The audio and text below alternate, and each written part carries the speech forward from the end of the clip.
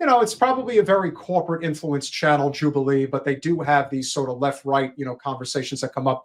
And I want to continue to highlight that this is a class war, nothing more, because the people who are the loudest, particularly on the right, that are in favor of Israel and what they're doing right now, this is definitely a class privilege issue.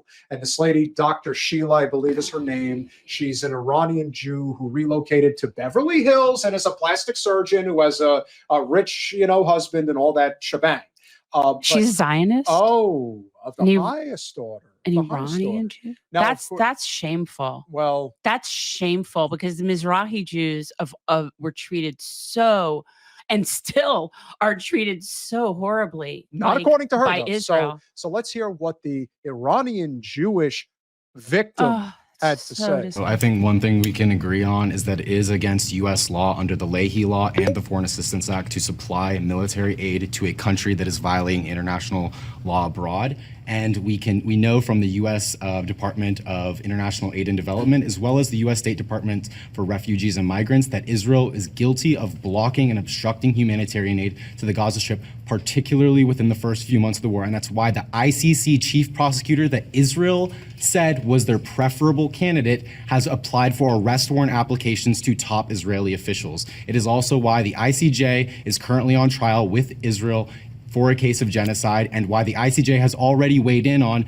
that the illegal occupation in the West Bank needs to end. And we also have had a Security Council resolution when the United States abstained from the Security Council that once again, there should be an immediate ceasefire. The only time that the most amount of hostages were put back in Israel was when there was a ceasefire and a negotiation and a hostage exchange between Hamas and Israel. Israel has actually killed more of their hostages than they've rescued. They have shot and killed Israeli hostages waving a white flag, speaking Hebrew. That is the kind of conduct that Israel uses in this war.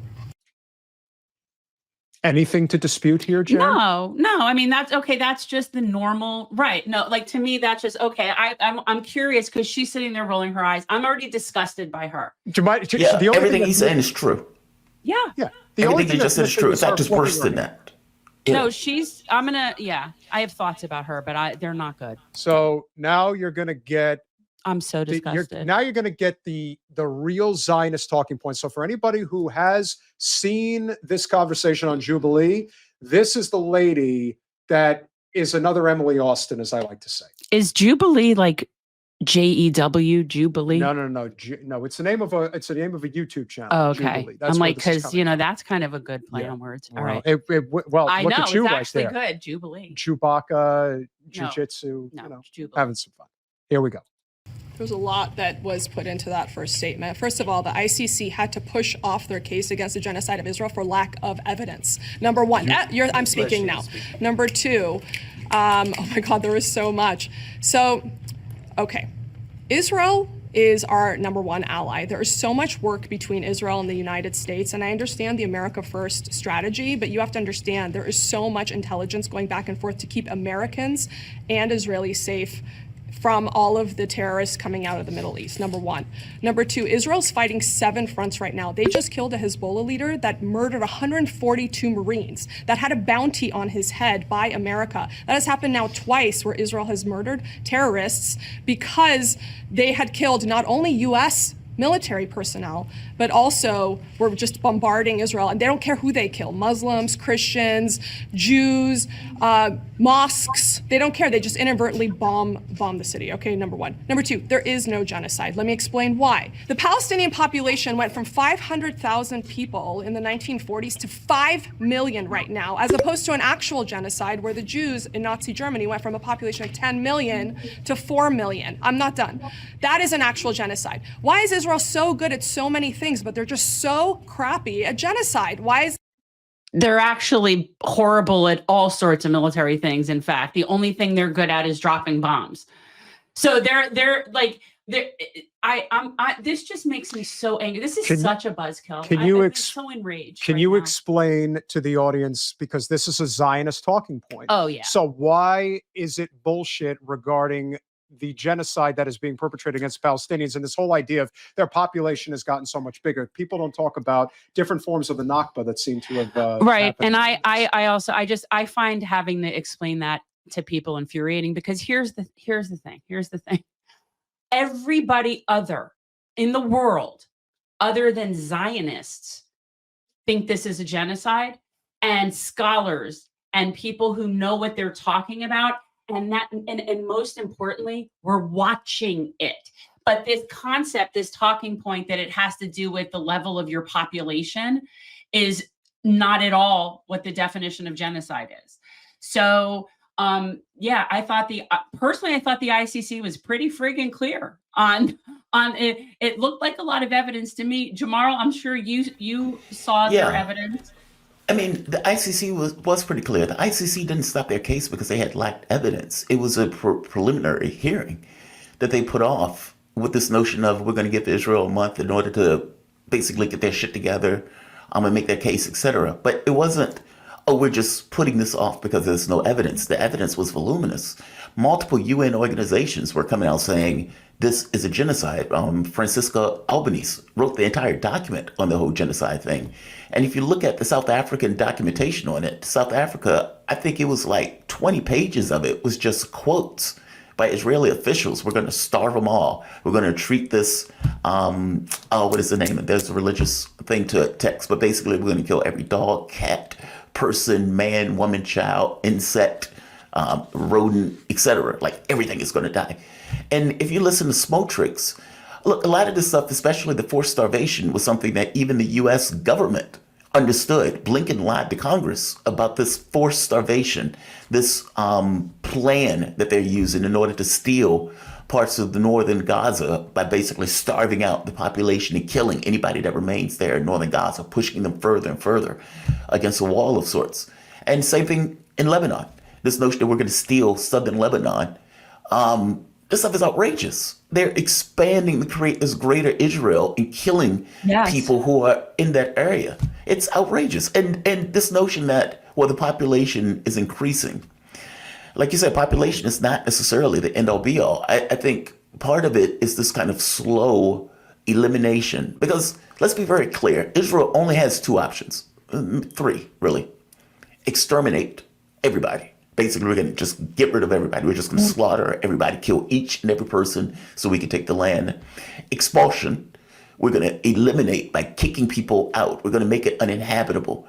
And if you notice, what they've been doing, bombing mosques, schools, their UN buildings, hospitals, basically any infrastructure that is necessary to preserve life and to maintain any sort of living situation, they've eliminated, they've destroyed, because they plan on rebuilding and taking that stuff themselves. So the entire point of expulsion, if you think back, you had the U.S. that was trying to get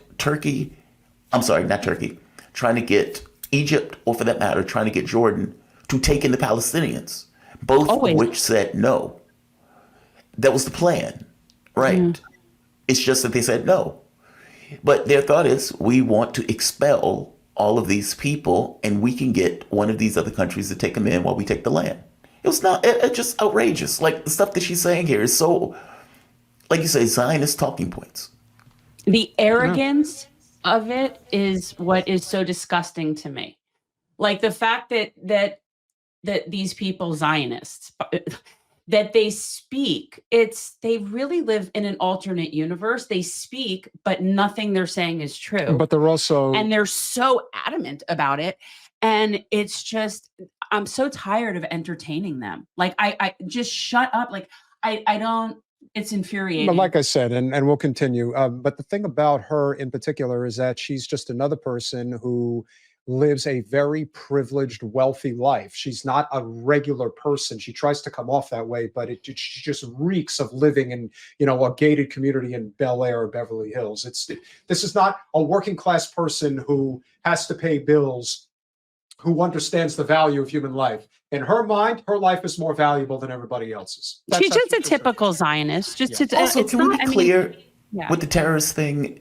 They're acting as if, well, we're just standing there being the most moral apartheid state running an open-air ghetto that anybody could be. And these people just keep firing missiles into us with us just not doing anything. It's like, dude, you are literally occupying somebody else's land. I mean, under UN law, it is an occupation. And they say, well, we moved out of Gaza. Not exactly. I mean, you're controlling land, water, communications. You even control the ability for them to get tax revenue. This is not like you've just moved out and you have an open state. They're responding to you in a way, in the same way that anybody would respond to being occupied and treated that way. So, let's stop pretending this thing like it all started on October 7th. I know. In the way that the media tried to portray it. Well, again, that's the whole thing. This is why they like to emphasize that Israel's our number one ally. Good. Okay, so point number one, the population in Gaza does not determine whether or not a genocide is in fact being committed. Indeed, as Josie Justice says, they don't care. God gave them the land. Yeah. Indeed, they are sick. The population booming. Number two, what else did he bring up? Occupation. Okay. When I did my genetic testing, it says in my genetic testing, Judea. It tells me that I come from, my indigenous homeland is Judea. No other religion, when you do your genetic testing, is going to say you come from here or from here, from here. It doesn't say that because Judaism predates the current definitions of ethnicity and religion. It's an ethno-religion. And this is an indigenous homecoming of Jews. The other thing. Wait. Pause that for a second. I'm sorry. Yeah, Pause that for a second. I can't with this woman. So, the Native Americans, we would not accept the premise of Native Americans killing off all of the Americans in order to take back America with this notion that we were indigenous to America. My grandfather was Cherokee. He was half Cherokee. If we decide to have an uprising and saying we're taking back the land because 500 years ago they took it, mind you, 500 years is less than the 2,000 years that she's referring to. Yeah. It would be unacceptable. It's absurd. People have been different places in general, meaning people have moved around and everything else. You can't go back and say, well, 2,000 years ago, we were here, and so we get to kill, slaughter the other people that were here. Fact of the matter is, Palestinians are also Semitic. So this notion that, these people are anti-Semitic, they are also Semitic. They are also belonging to that particular region of the world. They were living together.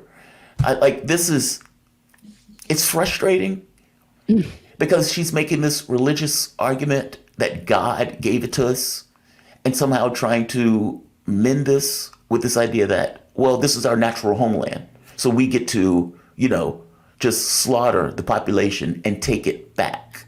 Yeah. Outrageous. Yeah. And here's the thing that is even beyond infuriating is even if, let's say that's true, that her genetic testing says she's from Judea. It very well does, especially if she's an Iranian Jew. She was probably, one of the many people that came through. And here's the thing. Here's the history of the area of Samar and Judea and all of that, right? The people, the original Hebrew Canaanites, whatever, those people are the Palestinians.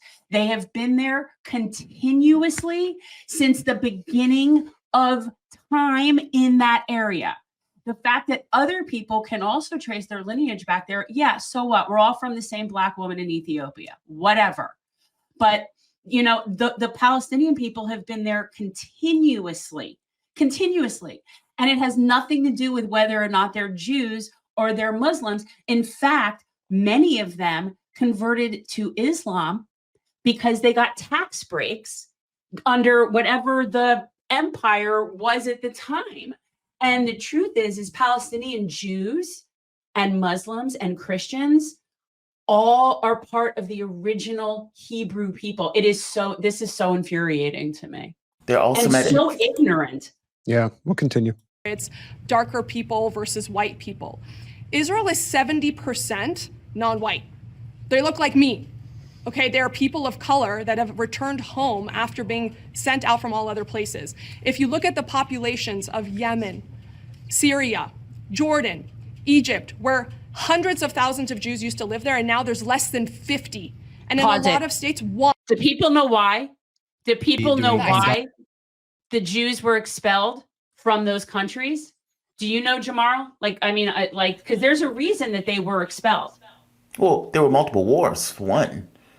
But But no, I don't know the exact answer to that one. Why? So the point, I guarantee you, the time frame in which she's talking about, like if you've ever read Avi Shlam's book, that he's an Iranian Jewish Israeli professor, and this is someone who remembers migrating and remembers how they were treated.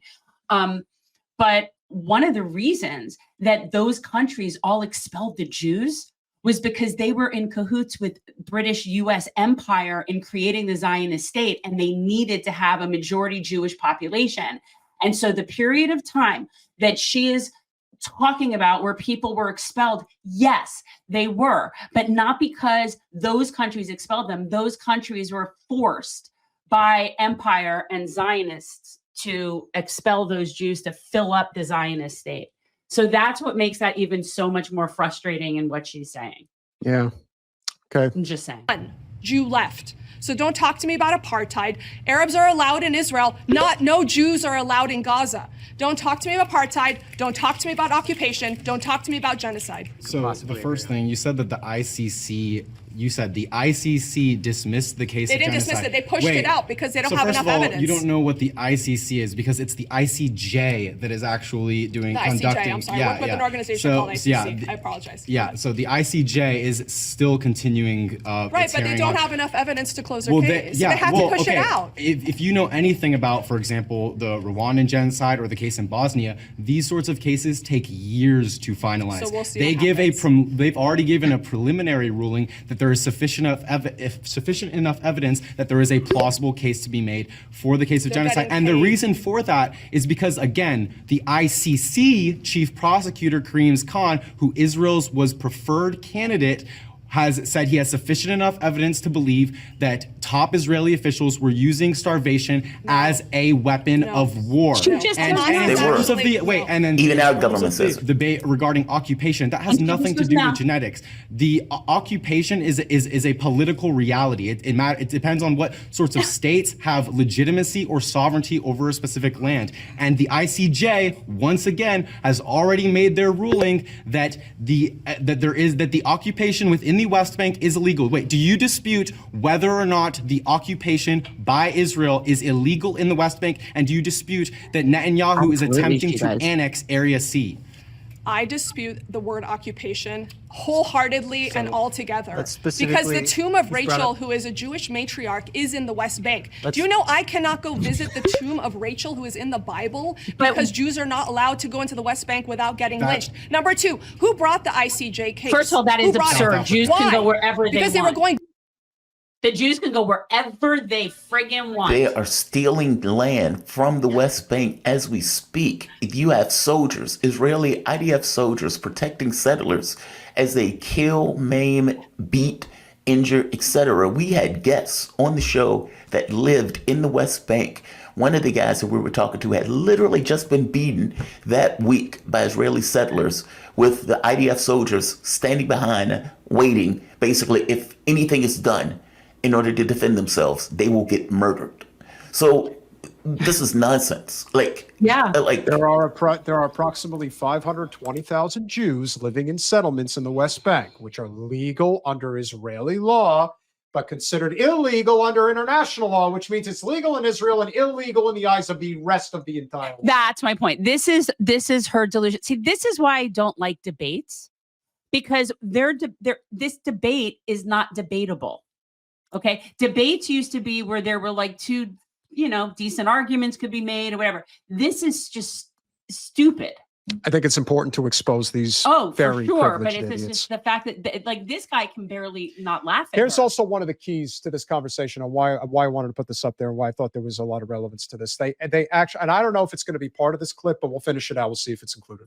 Broke. There was about to be literally a coup against them, and Iran came and said, "We'll pay your debts if you do this for us." So Okay. I just want to. And then, but a ton of other countries have joined the ICJ. Because they're case. anti-Semitic. Look at the UN. I want to. Don't laugh. I come from this. Quiet. Sheila, I want to. Can you just clarify your opinion on the settlements in the West Bank? So I think that everybody should be able to live in these areas. I don't think there should be parts of Israel where Arabs cannot go, and I don't think there's parts of Israel where Jews cannot go without fear of being lynched. So these things, there's no reason why we can't live together. And I'll tell you why the reason is, maybe this is our common ground, actually. When I grew up in Iran, okay, they would tell us, as I was in kindergarten, they would tell us, scream death to this, death to that, death to America, death to Israel, when I was a child. And we know for a fact that in Palestine, they're doing the same thing. We've shown images of their TV shows where it's a fake Mickey Mouse saying, stop the Jew, stop the Jew. This is teaching hate from a young age to children that don't know any better, and it is brainwashing, and it is hateful, and it is child abuse. Once we raise these children to love, to value life, to believe that we can thrive and we don't have to kill Jews, and our thriving is more important than killing Jews, they will have a future. They will have a future. Is that your middle ground? That is my middle ground. Netanyahu's own administration, with people like the National Security Advisor, Ben Gvir, as well as Smoltritz, don't even deny the existence of a Palestinian That's two people. Wait, stop. I let you speak. I can't with this woman. He let her She's speak. just That's the entire country. So much. I mean, like, it is a fascist, racist country that is from very early age are indoctrinated into this, I don't know, bathing in the Holocaust in a way that warps their minds.